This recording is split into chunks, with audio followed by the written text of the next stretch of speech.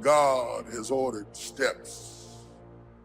The thing that I'm thankful for is to know that God orders the steps. It helps me to understand that I am not wandering aimlessly, that I'm not just moving on my own, that there is a course for me to take. If your faith cannot be tested, your faith cannot be trusted. I can't do this. It's just too much for me. It's too hard. I can't take it. You are stronger than you think you are. The only thing more important than who you are today is who you're becoming tomorrow. We choose a life of progression, not perfection. How many of you know that where you're headed is more important than where you are? Life is a process. And the very fact that we're declaring that we are becoming also insinuates the fact that we are not there yet. If we're not careful, we will turn this concept of becoming into a destination. When you feel overwhelmed, like the pressure is too much, it's because you're stronger than you think. You'll never know how strong you really are until you face pressure that you've never faced. It may seem unbearable, but the fact that God allowed it means that you can handle it. How is it that many times we block ourselves and we use these words almost like we're in a trance, that we find ways to cancel out our dreams? And I think that a lot of things that we want to do, a lot of places we would like to go, a lot of things we would like to experience, and we just stop at but. That but is a dream killer.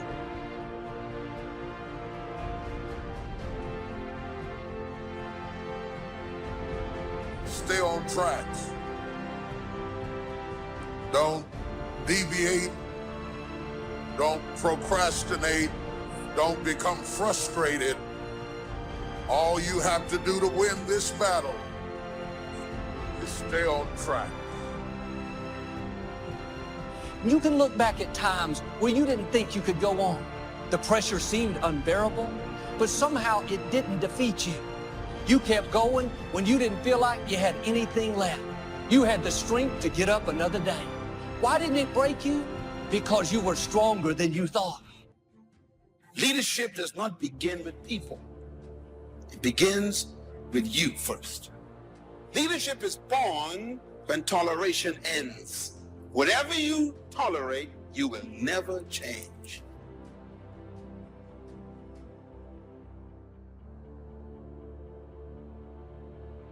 When I'm in trouble, I don't need nobody coming to tell me I'm in trouble. I got sense enough to know I'm in trouble. I don't need that. I don't need you to come and tell me that. I need you to come help me get out of trouble. A friend is born for the day of adversity. And if you are not there with me in my adversity, you are not a real friend. Live your life, make your mark. Don't wake up every day being consumed in everybody else's thoughts. Live your life and make your mark. You're not supposed to be another person that lived and died and didn't do anything significant. Life was designed not to give us what we want, but life was designed to give us what we deserve. It says those that give, receive. It says those that search will find. Go where good ideas are being taught, go searching, go looking, because good ideas are not going to be wasted on those that are not seeking, searching, well prepared. Prepare yourself to be ready. Opportunity comes along and passes by the person that is not well prepared. Too often, we're not spending any time on the inside. Nice clothes won't cover up a bad attitude. A pretty face, perfect makeup won't hide being bitter on the inside. A bad attitude makes you unattractive. It overrides what's on the outside. It's important to look good, but it's even more important to keep a good attitude. Nobody wants to be around a sour, critical, condescending person. And people over and over again, they get so focused on what's next or another season or another space because there is this notion and this idea that somehow the grass is green over the fence on the other side. The grass is not greener on the other side. The grass is simply green where you choose to water the grass.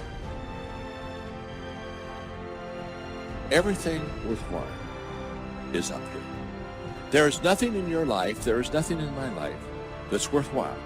It's quick and easy. You have to fight for it every day. You have to climb for it every day. Does it come to you? It's like one guy said, all my life I've worked hard at being an overnight success. Everything worthwhile is uphill. Now the problem is we have downhill habits. Greatness will cost you something, not somebody else. It'll cost you something. It's going to cost you some time. It's going to cost you some energy. It's going to cost you some sacrifice. It's going to cost you some resources. It's going to cost you some hours of your life laying down, going the extra mile, doing what other people are not willing to do. Greatness is not cheap. Greatness always costs more. That's why there's not many people who achieve greatness. They're not willing to pay the price. I've been riddled with self-doubt. That creeps up all the time in our lives. Am I enough? Am I good enough? Is this something that's part of my destiny? Should I be doing this? And do I deserve this? If you're a religious person, I believe the adversary's greatest tool that he could use against you to get you to lose in your life is to get you discouraged and doubting.